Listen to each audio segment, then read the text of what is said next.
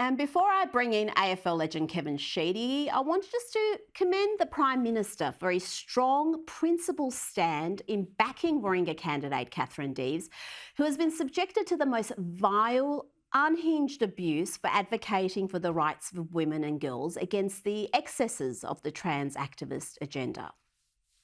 The comments that Ms Deves have made, she regrets, and that's not how she's proposing to go forward in highlighting the very important issue that she has been a strong campaigner on. She is a woman standing up for women and girls and their access to fair sport in this country.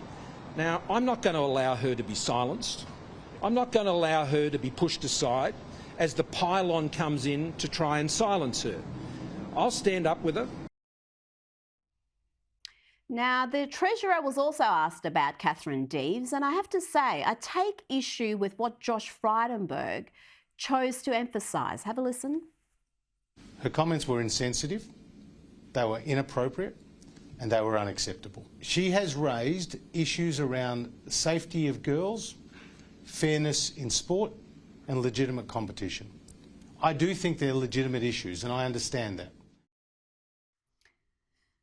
Really, why focus on some robust language and analogies that she used on podcasts and on Twitter?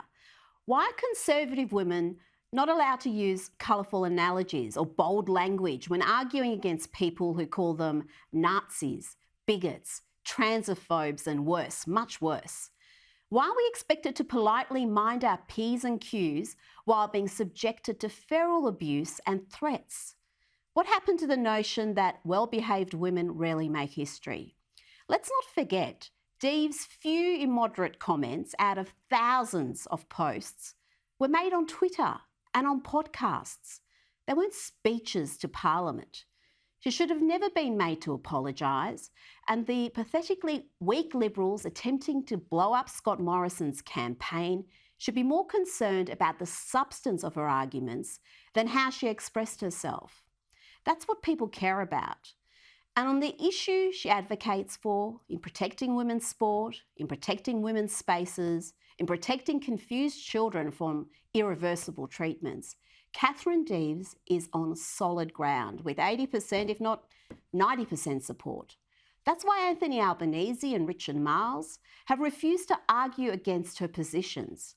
All they do when asked about Katherine Deves is point to the likes of the thoroughly hopeless Matt Keane and other Liberal bedwetters, because they know when it comes to the issue, the overwhelming majority of Australians agree with Katherine Deves.